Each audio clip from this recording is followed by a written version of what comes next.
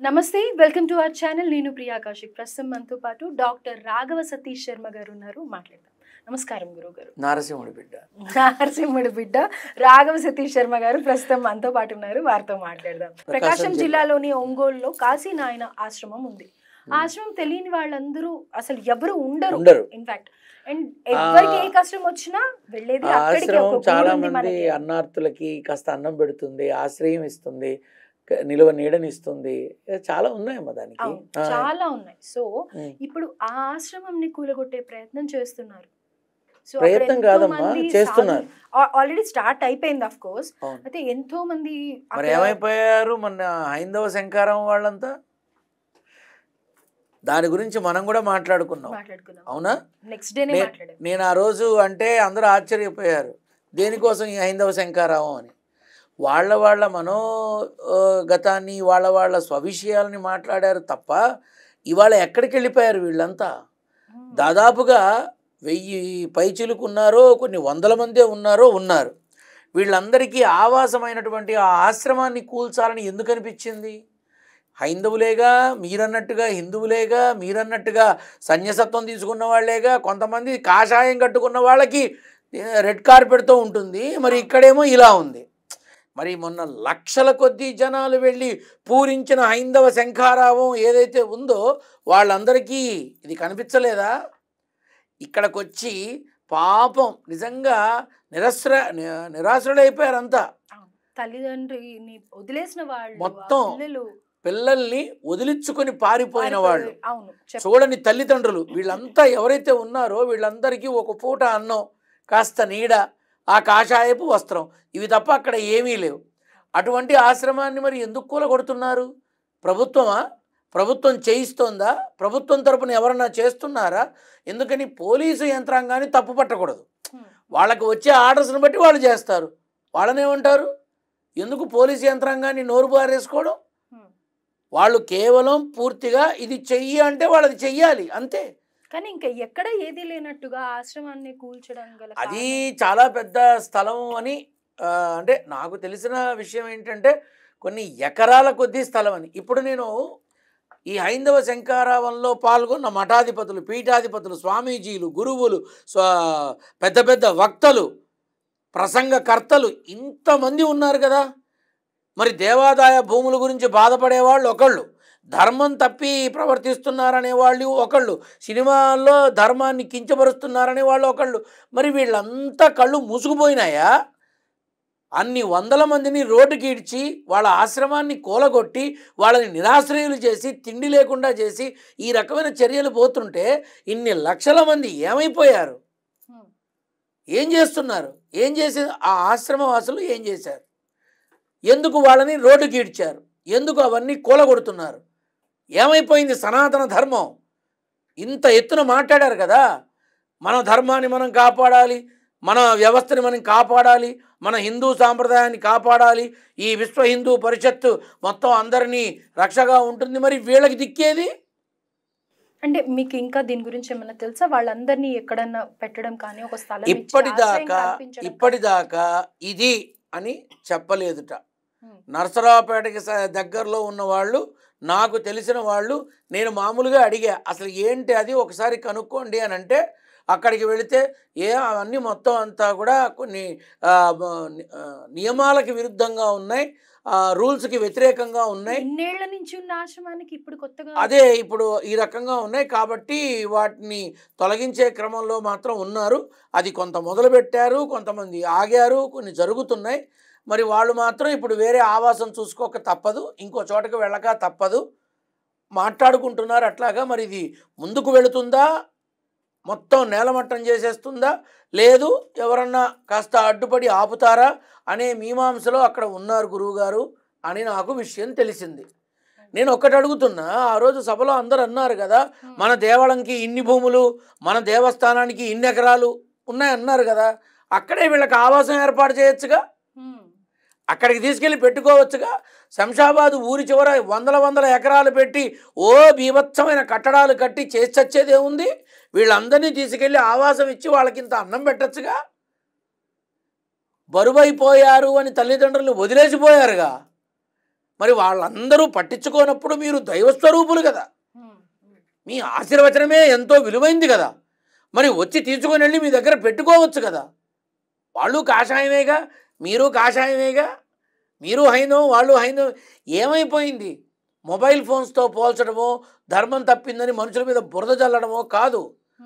దయనీయ స్థితిలో ఉన్న కొన్ని వందల మందికి ఆవాసం కల్పించండి, అంత అన్నం పెట్టండి, వాళ్ళందరినీ కాస్త కాపాడండి అని మీ ద్వారా నేను కోరుకుంటున్నాను. రైట్. ఇదొక పక్క అయితే కర్నూలు జిల్లాలోని జోగులాంబ టెంపుల్ గురించి వస్తున్న వార్తలు అందరినీ కలిసివేస్తుందని చెప్పుకోవాలి. ఎందుకంటే కనుక అక్కడ ప్రధాన అర్చకుడుగా పనిచేస్తున్న అతను డబ్బులు మళ్ళీ కానీ లేకపోతే వివిఐపి దర్శనాలకి కేటాయించడం కానీ అక్కడ ఇంకా అనేక కార్యక్రమాలు చాలా చాలా జరుగుతున్నాయి. ఆగమ శాస్త్రానికి విరుద్ధంగా అమ్మవారిది అది అసలు యాక్చువల్గా ప్రఖ్యాతమైనటువంటి శక్తిపీఠం జోగులాంబ. నమ్మకంగా పిల్లలు లేని వాళ్ళందరూ కూడా వెళ్ళి పూజలు చేసేసి వస్తూ ఉంటారు. అంటే కామాఖ్య ఈ మధ్యన తెలిసేమో కానీ ఎంతో మంది పిల్లలు కలగడం గురించి కానీ ఆ అమ్మవారి ఆశీర్వాదం, వాళ్ళు పెళ్లి చేసుకున్న వాళ్ళు ప్రత్యేకంగా వాళ్ళ సంసారం మంచిగా ఉండాలి, ఏ గొడవలు లేకుండా ఉండాలి అంటే అమ్మవారిని దర్శించుకొని వచ్చేవాళ్ళు, పైగా దగ్గరగా ఉండే. మాట చెప్పనా, జోగులాంబ శక్తిపీఠమే, కామాఖ్య శక్తిపీఠమే. మరి ఇక్కడ మన జూబ్లీస్లో పెద్దమ్మ తల్లి మామూలు విషయమా? బల్కంపేటలో అమ్మవారు మామూలు విషయమా? వాటికి ఏమాత్రం తీసిపోని శక్తి అమ్మ అక్కడ. అక్కడికే వెళ్ళి మొక్కుకుంటే కాదు, ఇక్కడ కూడా పిల్లలు లేని వాళ్ళు వెళ్ళి మొక్కుకొని దండం పెట్టుకుంటే అవుతుంది. కాకపోతే వాళ్ళు ఒక విధంగా కొన్ని విధానాల్లో ఉంటే సరిపోతుంది. నా దగ్గరకు వచ్చారు, చెప్పాను, బల్కంపేట వెళ్ళమన్నాను, పెద్దమ్మ తల్లికి వెళ్ళమన్నాను, నేను చెప్పినట్టు చేశారు, ఇవాళ సంతానంతో నా దగ్గరకు వచ్చారు. అమ్మ జోగులాంబ శక్తిపీఠం. అటువంటి పీఠంలో ధర్మ విరుద్ధమైన విధానంలో అధర్మపరమైన పనులు చేస్తూ ఆ ఆనంద శర్మ అనే అతను తద్వారా లాభపడి పొందినటువంటి అన్నీ కూడా ఇవాళ లాక్కున్నంత మాత్రాన చేసిన తప్పులు పోతాయా? ఇవాళ కళ్ళు తెరిచాము అంటే అయిపోతుందా? మరి జరిగిన నష్టం, ఆలయానికి భ్రష్టు పట్టించే విధంగా చేసిన పని. ఇప్పుడు ఇంటి దొంగని ఈశ్వరుడు కూడా పట్టుకోలేడు అంటారు, సామెత ఉండనే ఉంది. ఇన్నాళ్ళు పట్టింది అంటారు. సరే, ఇప్పుడు నేను వస్తున్నాను దర్శనానికి అంటే ఆ రోజు అతను లేకుండా వెళ్ళిపోయాడు. నేను వస్తున్నా దర్శనానికి అన్నా, ఆ రోజు లేడు ఆ రోజు. నేను అడిగాను కూడా, వేరే కార్యక్రమంలో వేరే చోట ఉన్నాను అన్నాడు. అప్పుడే అర్థమైంది. ఎందుకని నేను ఖచ్చితంగా అడుగుతా, ఇక్కడ ఇది పొరపాటు జరుగుతోంది, ఇక్కడ ఇది తప్పు అడుగు పడుతోందని ఉన్నది ఉన్నట్టు చెప్తాను నేను. సో నేనైతే ఒకటేనమ్మా, దేవస్థానాలని భగవత్ స్వరూపాల జోలికి వెళ్ళిన వాడు ఎట్టి పరిస్థితుల్లో తప్పించుకోలేడు. సమయం వచ్చినప్పుడు సమాధానం అందుకోవాల్సిందే. అంటే ఇప్పుడు ప్రజెంట్ సొసైటీలో ఏమైపోయిందంటే గనక ఒక బిజినెస్ చేసేవాడు ఎంతైతే సంపాదిస్తున్నాడో, ఒక సాఫ్ట్వేర్ ఉద్యోగి ఎంతైతే సంపాదిస్తున్నాడో, బ్రాహ్మణులు కూడా అంతే సంపాదిస్తున్నారు. జనాల్ని దోచుకొని తింటున్నారు, అనేకమైన తప్పు మార్గాల్లో వీళ్ళని డైవర్ట్ చేస్తున్నారు. వీళ్ళ వల్లనే సగం ఇబ్బంది కలుగుతోంది సామాన్య ప్రజలకి అని అంటున్న తరుణంలో ఒక శక్తిపీఠంలోనే ఇలా జరిగితే ఇంకా అనేక మంది కూడా గుళ్ళ పేర్ల మీద డబ్బులు తీసుకుంటూ ఉన్నారు. అలాగే అవసరం లేని పెద్ద పెద్ద పూజలు చెప్తూ ఉన్నారు. మరి నమ్మకం కోల్పోతున్నారు కదా. క్రిస్టియానిటీ పెరుగుతోంది అని అంటే కనుక ఎందుకు పెరగదు? వేరే మతాల్లోకి మారుతున్నారు అంటే కనుక ఎందుకు మారరు? మరి దీనంతటికి కారణమైన ఇలాంటి వాళ్ళకి ఎలాంటి శిక్ష పడాలి అని అంటారు? నేనైతే ఒకటే చెప్తున్నానమ్మా, సాటి మనిషి భయం, పిరికితనం, ఆర్ద్రత, ఆదుర్ద, అనిశ్చితి ఇట్లాంటి వాటన్నిటినీ సొమ్ము చేసుకునే ప్రయత్నంలో ఉంటారు తప్ప ఒక ధైర్యం, ఒక మనోబలం, ఒక అండ ఉండాలని అనుకోరు. నేను బ్రాహ్మణ్ అయితే ఏంటి, వైష్ణవ, వైఖానస, వైదిక, సాంప్రదాయ, ఆగమ శాస్త్ర పండిత బ్రాహ్మణులందరిలో కూడా ఇలాంటి చీడ పురుగులు ఉన్నారు. ఉన్నది ఉన్నట్టే చెప్తున్నా, ఉన్నారు. అవతల వాళ్ళని ఎంతగా సొమ్ము చేసుకోవాలి అని ఆలోచనలో బ్రతికే వాళ్ళు ఉన్నారు. ఇచ్చింది తీసుకుందాంలే అని అనుకునే మంచి మనసున్న వాళ్ళు ఉన్నారు. ఆ ఇచ్చింది కూడా పళ్ళల్లో చూసి దానికి తగ్గట్టుగా రియాక్ట్ అయ్యే వాళ్ళు కూడా ఉన్నారు. అమ్మ అవసరం లేకపోయినా చేయిస్తారు యజ్ఞాలు, అవసరం లేకపోయినా చేస్తారు హోమాలు. అవతల వాడు బాగా డబ్బున్న వాడైతే శుభ్రంగా క్షవరం చేసే విధంగా అన్నీ చేస్తారు కొంతమంది. ఇది నిజం. అయితే మరి అంటూ ఉంటారు కదా, కర్మ ఎవరిని వదలదని. మరి మీరు నిత్యం దేవుడి దగ్గరే, దేవుడి ముందరే, దేవుడితో సమానంగా భావిస్తూ ఉంటాం ప్రతి ఒక్కళ్ళం కూడా. అంత మాత్రాన వాళ్ళు ఆనందంగా ఉంటారా? సో అలాంటి మీరే మరి మాకు చెప్పేది ఒకటి, మీరు చేసేది ఒకటి ఎందుకు అవుతోంది? ఇప్పుడు అదే చెప్తున్నానమ్మా, ఈరోజు వాడు సంపాదించచ్చుగాక, కానీ ఆ సంపాదన వృధానగానే పోతుంది. అది మీకు తెలుసు, ఖచ్చితంగా పోతుంది. నేను అదే అంటున్నానమ్మా. ఈ మా దీనిలో చాలామంది పర్యవసానం పరిష్కారం ఉంది, దీనికి పర్యవసానం ఉంది, దీనికి ఇంకోటి ఉంది అని ఆ ప్రకారంగా వెళుతున్నారు తప్ప అసలు అది ఎంతవరకు నిజమని అనుకోవట్లా. అయితే ఇప్పుడు మమ్మల్ని ఏదన్నా ఒక గ్రహం బాలేదు, శనిగ్రహానికి ఈ దానం ఇవ్వండి, లేకపోతే ఇంకో దానికి బుధ గ్రహానికి దానం ఇవ్వండి అని దానాలు తీసుకుంటూ ఉంటారు. నా ప్రశ్న కంప్లీట్ చేయండి. దానాలు తీసుకుంటూ ఉంటారు కదా, తీసుకున్న దానికి ప్రాయశ్చిత్తంగా మీరు కొన్ని వందల వేల జపాలు ఏదో చేసుకుంటే మీకు ఆ మా నుంచి వచ్చే ఏదైతే నెగటివ్ ఉంటుందో అది రాకుండా పోతుంది అని అంటారు కదా. మరి దీనికి కూడా మీరు ఇలా దోచుకున్న తర్వాత అలాంటి జపాలు ఏమైనా ఉన్నాయా? మీరు ఇన్ ద సెన్స్ నేను మిమ్మల్ని అని పర్టికులర్ గా అనట్లేదు, మొత్తం అందరూ కూడా మీరు ఎలాంటి వారో మాకు తెలుసు కాబట్టి మీరు ఇక్కడ కూర్చొని ఒక స్టూడియోలో మీరు మాట్లాడుతూ ఉన్నారు. కనీసం మీ దగ్గరకు వచ్చిన వాళ్ళ దగ్గర నుంచి మీరు డబ్బులు కూడా ఆశించారు, అది వేరే విషయం, అది పక్కన పెడదాం. రైట్. అయితే మరి దీనికి సంబంధించి కూడా మీకు అలా ప్రాయశ్చిత్తంగా ఏమన్నా ఉన్నాయా? అందుకే ఇంత బిచ్చల విడిగా జనాల్ని దోచుకొని తింటారమ్మా. ప్రాయశ్చిత్తంగా పనిచేస్తాయా? అదే చెప్తున్నా, అలా అనుకుంటే పొరపాటే అమ్మా. నా దగ్గర ఈ రాసులు గ్రహాలు రాసులు గ్రహాలు నక్షత్రాల గురించి నేను మాట్లాడను, నేను నమ్మను, నేను అటువైపు చూడను. నా దగ్గర ఏ రకమైన వివరాలు లేకుండా, ఏ రకమైన కాగితాలు లేకుండా, ఏ రకమైన చక్రాలు లేకుండానే ఎంతోమందికి కొన్ని సంవత్సరాలుగా సేవ చేస్తున్నా. మీ మాధ్యమాల ద్వారా బయట తెలిసింది కాబట్టి 10 మందికి చేసేది 100 మందికి చేస్తున్నా, అంతే తేడా. కానీ నువ్వన్నట్టుగా పరిష్కార మార్గం ఉంటుంది, కానీ ఏ సమస్యకి ఏ భగవత్ స్వరూపాన్ని పట్టుకుంటే పరిష్కారం వస్తుందో చెప్తా, అంతవరకే తప్ప గ్రహాలకి రాసులకి నా ప్రాణం పోయినా చెప్పను. మీరు కాదు, అదే చెప్తున్నా. చాలా మంది ఏం చేస్తున్నారు, నువ్వు ఈ గ్రహానికి చెయ్యి, నువ్వు ఆ రాశికి చెయ్యి, నువ్వు ఈ పూజ చెయ్యి, ఆ పూజ చెయ్యి. ఒకవేళ రాలేదే అనుకో, ఎవరో కాదు నా దగ్గరికే వచ్చి, నేను మా ఇంటి దగ్గర గుడి దగ్గర అయ్యగారికి చూపించానండి అంటే, అర్చకులు వాళ్ళ అయ్యగారు అంటారు, వెళ్ళామండి, వాళ్ళు అడిగితే కనుక ఇది చేయమన్నారండి అని చెప్పి చేశామండి, సంవత్సరమైనా ఫలితం లేదండి అన్నారు. వెళ్ళి ఆయన్నే అడుగు అన్నా. అప్పుడు ఆ మనిషి చెప్పిన సమాధానం ఏంటో తెలుసా? నీ పేరు, నీ ఊరు, నీ అడ్రస్సు, నక్షత్రం, రాశి, గ్రహం, టైము, ప్లేసు అన్నీ నువ్వే చెప్పావు. నువ్వు చెప్పిన వాటి ప్రకారం నేను చెప్పా, నువ్వు చెప్పినట్టుగా చెప్పిన దాన్ని బట్టి ఏం చేస్తే బాగుంటుందో చెప్పా, నేను చేశా.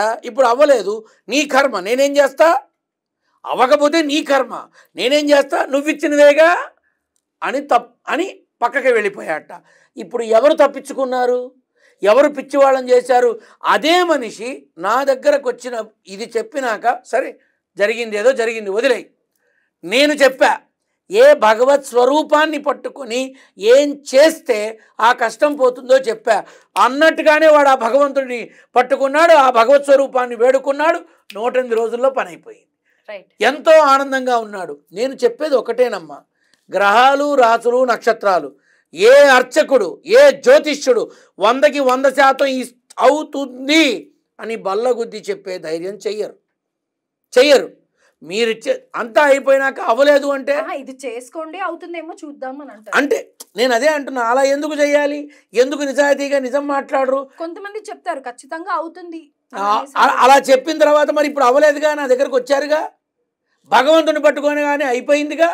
అయితే మరి అసలు నిజంగా చేసిన పాపాలు పోవాలన్నా, లేకపోతే ఒక సమస్యలతో అనుభవిస్తూ భగవంతుని నమ్మాలి, భగవత్ స్వరూపాన్ని పట్టుకోవాలి, వేడుకోవాల్సింది ఆ భగవంతుడిని, పట్టుకోవాల్సింది ఆ భగవత్ పాదాలు, చేతులెత్తి మొక్కాల్సింది ఆ భగవంతుడికి, స్మరించాల్సింది ఆ భగవంతుడి నామం, అంతే. ఆ సమస్యని బట్టి ఆ భగవత్ స్వరూపం ఏదైతే ఉందో దాన్ని తెలుసుకొని తద్వారా భగవంతుడిని పట్టుకొని తప్పక విజయం సాధించవచ్చు, అది ఏదైనా సరే. అంటే కేవలం భగవంతుణ్ణి ఆశ్రయిస్తేనే మన పని అవుతుంది తప్ప ఇలాంటివి ఏవి కావు అని. అమ్మా, భగవంతుణ్ణి పట్టుకుంటే మృత్యువు కూడా దూరం అవుతుంది అని రుజువు చేసిన శాస్త్రాలు ఉన్నాయి. భగవంతుణ్ణి పట్టుకుంటే ఏదైనా సుమంగళ యోగమైనా దక్కించుకోవచ్చు అని నిరూపించిన పురాణాలు ఉన్నాయి. ఇంకా ఏం చెప్పను? మార్కండేయుడే కానీ ఇంకా ఏం చెప్పను అమ్మ. భగవంతుణ్ణి పట్టుకుంటే బ్రహ్మ రాసిన రాత కూడా మారుతుంది. అదమ్మా భగవద్భక్తికి ఉన్న శక్తి. ఆ భక్తిని మించింది. నమ్మకంతో కూడిన భక్తి ఎప్పుడైనా సరే ఓడించి తీరుతుంది దేన్నైనా, ఏ కష్టాన్నైనా. సో ఓవరాల్గా భక్తి భావం ఉండి ఒక విగ్రహాన్ని కొలిచినట్టయితే డెఫినెట్గా మనం ఎంత కష్టంలో ఉన్నా కానీ ఎవ్వరు వదిలిపెట్టినా కానీ భగవంతుడు మాత్రం వదలడు అని అంటారు. ఖచ్చితంగా భగవంతుడు వదలడు. ఖచ్చితంగా మనం కన్న వాళ్ళని మనం వదిలేస్తామేమో స్వార్థంతో, మనకి పుట్టిన వాళ్ళు మనల్ని వదిలేస్తారేమో స్వార్థంతో. ఒక్కసారి నమ్మి చూడమ్మా, కొంగు బంగారమై అడుగడుగునా కాపాడుతూ నేనున్నానురా నీకు అని భగవంతుడు వచ్చి చూపిస్తాడు. దానికి ఎక్కడికో వెళ్ళక్కర్లా, నీ ముందే ఉంది నిలువెత్తు నిదర్శనం. ఇంతకన్నా ఏం చెప్పను? నా నాన్న ఉన్నాడు, నా నాన్న ఉంటాడు, నా నాన్నే నడిపిస్తున్నాడు. ఇంతకన్నా ఏం చెప్పనమ్మా? భగవంతుణ్ణి నమ్మాలి ఎవరైనా, అంతే. రైట్. థ్యాంక్ యూ గురుగారు. అంటే ఒక టాపిక్ నుంచి స్టార్ట్ చేసాం, ఒకటి అడుగుతున్నాను. అంటే ప్రస్తుతం ఉన్న పరిస్థితుల్ని చూశాక ఈ ప్రశ్న మిమ్మల్ని అడిగితే కరెక్ట్గా ఉంటుంది అని అనిపించి ఫ్లోలో అడిగేశాను. Thank you so much. మీరు కూడా ఎంతో అద్భుతంగా చెప్పారు. ధన్యవాదాలు. శుభాశీస్సులమ్మా.